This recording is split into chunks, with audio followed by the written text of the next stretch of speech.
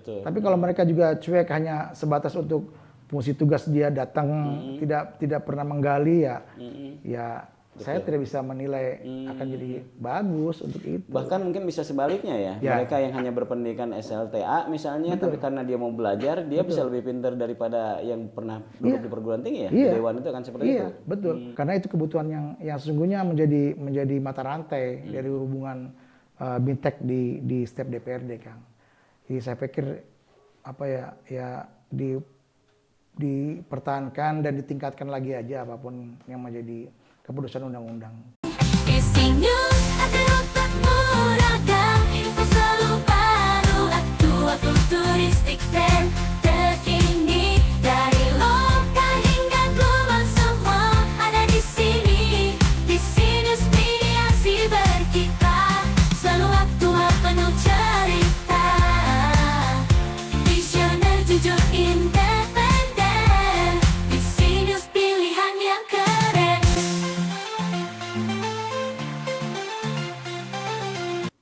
Anggota DPR dan DPR RI hasil pemilihan 2024 sebentar lagi akan dilantik. Tentunya mereka banyak juga ya, kalau tidak salah ada sekitar 70%-nya itu orang-orang baru.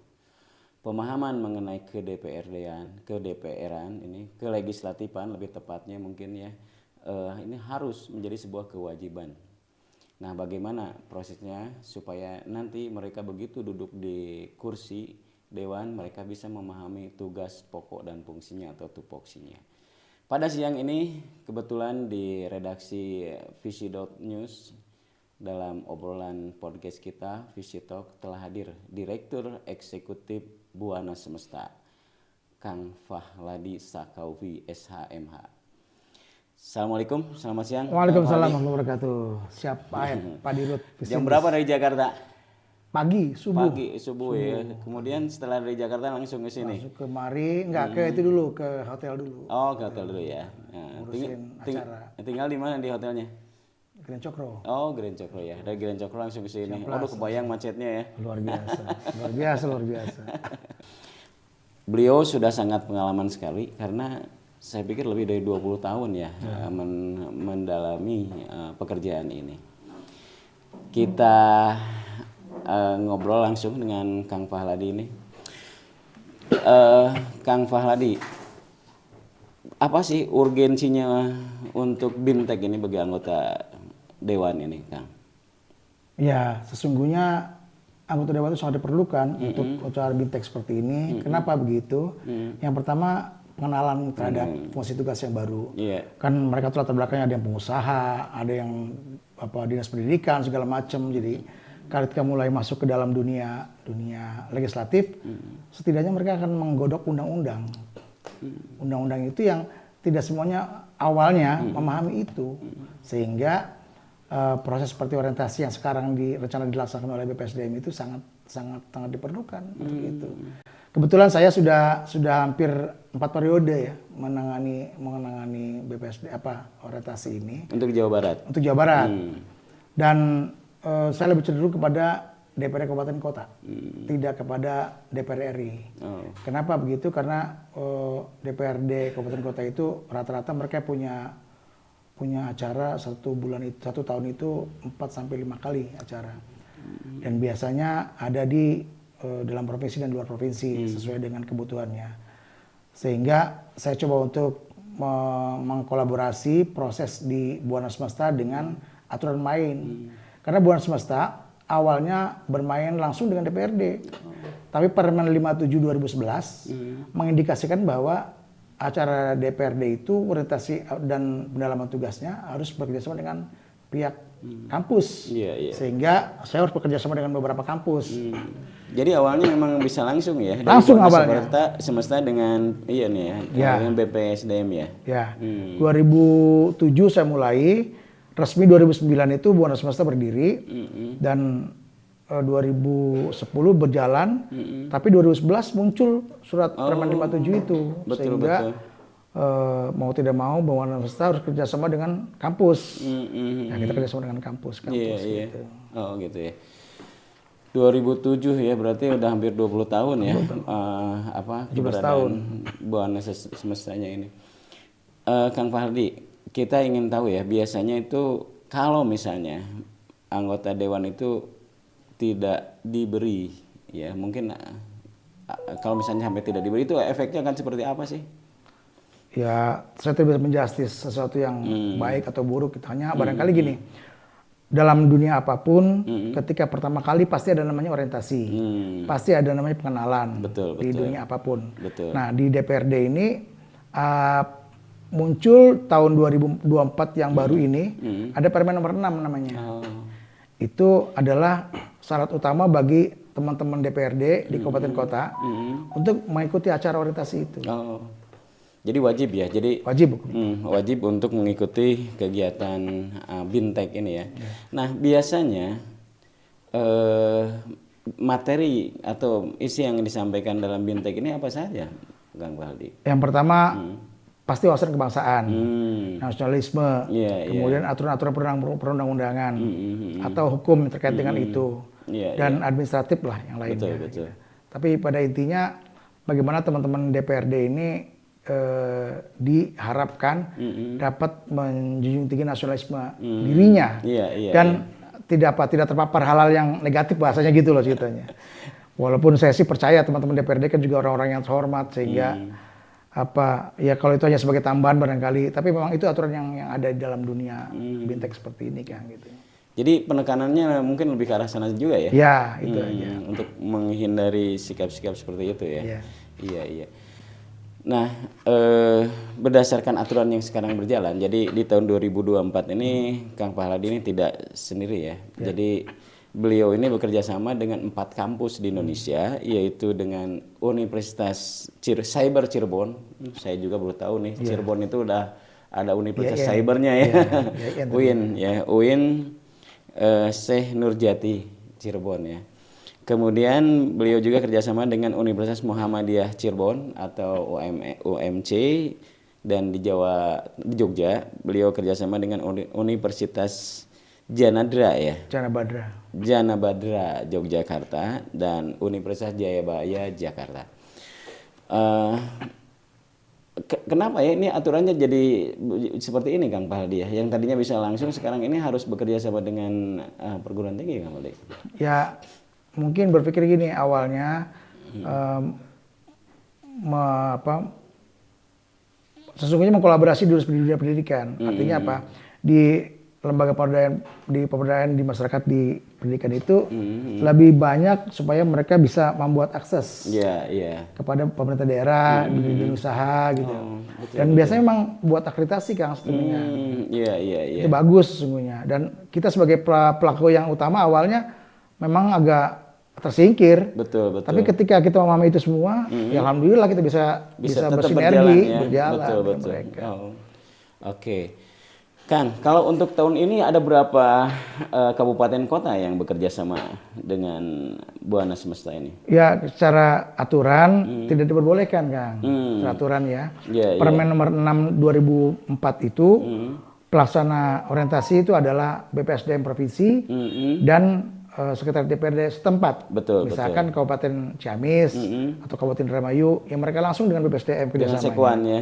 Ya, sekuannya dengan mereka. Jadi sudah menggunakan LPSS semuanya. Sebelum transfer tidak lagi menggunakan cash money. Betul.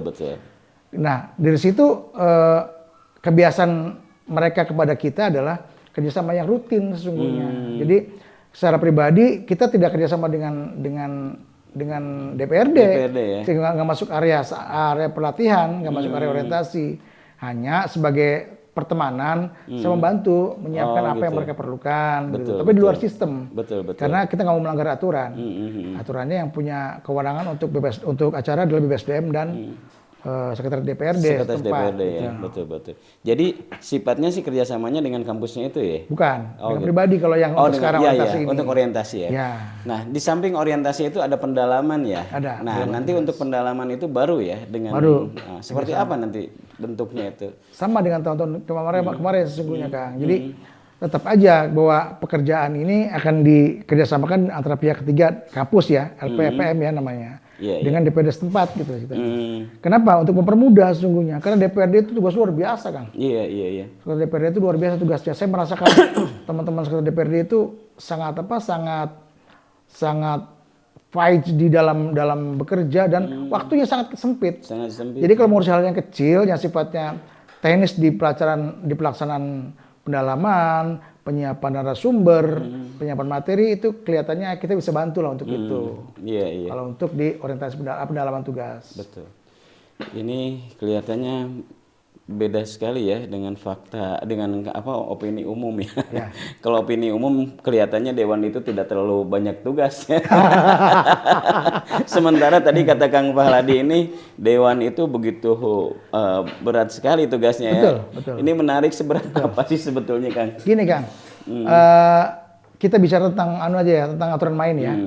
Di dalam DPRD itu maaf banget, orang-orang Dewan itu waktu 24 jam beneran, 24 jam beneran. Selama mereka tugas di DPR, di kedewanan, di legislatif, itu kan tugas-tugas formal. Selain itu mereka tugas partai banyak loh. Sehingga ketika pulang dari kantor mungkin ke rumah, itu sudah ditunggu lagi tugas-tugas partai oleh kader-kader partai. Sebenarnya seperti itu ya? Mungkin. Jadi kenapa saya bilang tadi bahwa DPRD tugasnya luar biasa? Sangat luar biasa kalau saya bilang. Bukan luar biasa lagi ya? Iya, sudah over sebetulnya kalau menurut tugas versi saya sebagai pelaksana yang setiap saat berkomunikasi dengan teman-teman DPRD itu sangat, Kang. Bahwa tadi ada yang opsi masyarakat, ada yang cara masyarakat pandang masyarakat itu beda dengan yang realitanya ya. Mungkin 1-2 oke lah, ada juga yang cuek dengan tugas gitu. Tapi kalau secara umum tugas legislatif luar biasa, Kang. Luar biasa. Nah, ini sebetulnya seluar biasa apa sih? Ya, coba lebih didetilkan, Pak. Kalau misalnya menurut aturan itu. Rapat mereka itu continue. Yang pertama, anggaplah satu contoh saja yang paling mudah. Pembuatan perda. Dari awal perda itu apakah perda inisiatif dari DPRD ataukah dari pengajuan dari Pemda misalkan. Itu mesti ada beberapa studi banding yang mereka lakukan. Contoh misalkan tentang sampah. Dia akan cari di mana daerah sampah yang bisa mengatasinya. Bagaimana caranya? Itu kan perlu waktu, Kang. Iya. Bagaimana komunikasi dengan daerah setempat, janjinya diterima atau tidaknya, itu kan komunikasi luar biasa. Iya, betul. Yang kedua, itu satu contoh saja barangkali. Kalau mereka punya 1 tahun itu beban untuk membuat raperda misalkan 10, bisa membayang nggak? Bagaimana sibuknya, perkomisinya, daerah mana yang mesti dikunjunginya. Betul. Kalau dalam yang dekat mungkin iya. Tapi kalau yang di luar pulau misalkan, ada suatu contoh di daerah Riau atau wisata yang bagus, kita mau bikin perda pariwisata misalkan, iya datang ke sana. Posisi itu yang seringkali tidak dilihat oleh teman-teman. Itu kalau di peraturan itu ada tidak batasan waktu untuk setiap pemrosesan perda ini? Ada. Ada limitnya ya? Ada limitnya mereka. Rata-rata berapa bulan itu untuk satu perda ini? Ada yang 1 bulan, 5 bulan, 10 bulan ada kan? Oh, beragam ya? Beragam, tergantung tingkat kesulitannya. Betul. Itu. Biasanya banyak itu. Dan teman-teman ahli kan penting sekali diundang mereka. Iya. Ada profesor dari mana, bidang apa, diundang untuk itu. Itu kan panjang gitu, notulennya gitu. Betul. Belum lagi ketika kalau berhubungan dengan lingkungan misalkan, tiba-tiba diuji AMDAL tidak sesuai lagi, harus diulang lagi dari mana usulnya. Iya, panjang sungguhnya. Jadi sebetulnya sih anggota Dewan itu benar-benar bisa sangat pintar ya kalau terus mengikuti ya. Artinya proses di Dewannya itu terus diikuti, sebetulnya mereka benar-benar pintar ya. Dari narasumbernya yang berkualitas, kemudian studi bandingnya juga memang ke daerah-daerah yang sudah menjalankan yang direncanakan di Perda itu sudah berjalan ya. Nah, ada kadang-kadang yang agak aneh ya di media itu. Ada sejumlah anggota Dewan yang memang ketika ditanya dia tidak memahami itu. Atau misalnya yang berkaitan dengan tugas komisinya ya. Nah, itu pengalaman Kang Pahladi mungkin ya. Itu karena apa tuh ya? Ya, saya tidak bisa menjustis semuanya. Paling per kasusistik begini. Tingkat pendidikan teman-teman juga tidak sama. Tidak sama. Gitu. Iya kan? Betul. Misalkan gini. Dari yang pendidikan yang setara SLTA misalnya gitu. Kan dia masih bisa berkembang sesungguhnya. Untuk bidang apa dia punya skillnya. kalau dia mau mengasah itu pada suatu komisi yang dia tekuni, insya Allah sama dengan S1 Kang, 5 tahun itu Kang sesungguhnya. Betul. Tapi kalau mereka juga cuek hanya sebatas untuk fungsi tugas dia datang, tidak pernah menggali ya saya tidak bisa menilai akan jadi bagus untuk itu. Bahkan mungkin bisa sebaliknya ya. Mereka yang hanya berpendidikan SLTA misalnya, tapi karena dia mau belajar, dia bisa lebih pintar daripada yang pernah duduk di perguruan tinggi ya. Di Dewan itu akan seperti itu. Iya, betul. Karena dia pelaku loh, jangan salah. Dia pelaku, kalau misalkan satu undang-undang atau satu aturan main yang ada di Dinas Pendidikan, dia buat itu. Iya. Kan dia mesti mengambil beberapa sampling untuk mencontohkan yang ada di dalam undang-undang itu. Betul. Kan nggak mungkin asal ngambil sesuatu yang tidak relevan dengan itu, Kang. Iya. Versi saya begitu. Betul. Kang Fahladi, kalau di Jawa Barat sendiri ya, itu legislatifnya ya, yang kelihatannya memang sudah bagus ya dari sisi itu ya, pemahaman itu kira-kira daerah mana saja tuh? Saya tidak bisa menyamaratakan, hanya barangkali dari teman-teman di Jawa Barat ini hampir Kang, rata-rata bagus Kang. Bagus Kang rata-rata. Kalau kan saya kliennya tidak cuma Jawa Barat ya. Ada dari luar Jawa, dari Kalimantan, Sumatera gitu. Jakarta juga. Tapi kalau dilihat dari SDM kita ketika Bintek di satu forum itu lebih hidup, Jawa Barat lebih hidup dibanding teman-teman yang lain. Saya tidak merendahkan yang lain juga gitu. Hanya kan pengalaman pribadi saya selaku pelaksana tugas di Bintek itu lebih hidup di daerah Jawa Barat, lebih hidup komunikasi dengan teman-teman narasumber itu Kang gitu. Iya. Narasumber kan bukan orang sembarangan juga kita ambil gitu kan. Betul. Guru-guru besar, ada orang eselon 1 2, kadang-kadang Pak Dirjen sering kita undang untuk jadi narasumber. Oh, untuk narasumbernya itu. Iya. Pak Dirjen kadang kalau permintaan Pak Dirjen kita undang mereka. Walaupun kadang-kadang juga jarang bisa hadir Kang. Waktu beliau sangat mepet banget gitu dengan Pak Menteri masalahnya gitu. Nah, biasanya sebagai narasumber ini selain Pak Dirjen itu siapa, Pak? Ada direktur-direktur di Kemendagri, di Kemenkyu, di Kebappenas, dan departemen lain yang dibutuhkan. Kalau tidak salah dari lembaga KPK juga? Ada, KPK, BPK, BPKP, kepolisian, kejaksaan kita panggil juga, tergantung kebutuhannya. Kalau memang pada satu sisi misalkan gini, pada bulan Mei mereka membuat RKA, DPA di anggaran ya, orang Kemendagri Kauda lebih dominan untuk itu. Tapi ketika mereka coba untuk beberapa aspek hukum yang dibahas, ya kejaksaan dipanggil. Dari Kejagung? Iya, baik Kejagung atau Kejati lah. Iya. Biasa kalau saya karena nangani tingkat 2, saya cukup di Kejati biasanya, di tingkat provinsi ngambilnya. Kan satu level di atasnya biasa gitu. Betul. Kecuali kalau provinsi mungkin ya, bisa dari Kejagung. Provinsi Kejagung biasanya. Tapi teman-teman di kabupaten kota juga kadang-kadang saya panggil KPK. Dulu Pak Yasin kan kita panggil untuk jadi waktu ketua KPK, beliau kita panggil buat di acara-acara itu. Kang Fahladi, kalau Jawa Barat itu tadi ada berapa? 5 kabupaten kota ya? Yang sekarang. Nah, itu daerah mana aja yang sekarang rencana? Yang awalnya ada beberapa, tapi mungkin ada beberapa juga yang tidak tercover. Belum fix ya? Ada yang belum fix, ada tidak tercover. Yang sekarang sudah fix itu Ciamis, Kabupaten Ciamis, Kabupaten Tasikmalaya, Kabupaten Indramayu, Kota Cirebon. Itu yang tadi pagi saya barusan dari Cimahi tadi pagi. Tapi karena Cimahi sudah sama temen, ya sudah saya lepas aja gitu. Kabupaten Bandung sama Kota Bandung belum? Kota Bandung sekarang lagi Bintek sekarang nih. Oh, lagi Bintek. Lagi Bintek sekarang, lagi orientasi di Sansen Bandung kalau nggak salah. Oh, di Sansen. Ada kota, mesti ke kabupaten gitu. Oh, gitu. Berarti kabupaten harus ke kota ya? Kota. Karena PPSDM kemarin mengarahkan kalau bisa acaranya di Bandung Raya saja, supaya mereka bisa bagi tugas. Betul. Kan kalau dulu PKF 2019 itu orientasi di BPSDM, semua full. Kalau sekarang budgetnya beda-beda. Iya. Kan kalau misalkan terlalu jauh kan kasihan orang BPSDM buka acaranya atau panitianya. Iya. Koordinasinya begitu. Betul.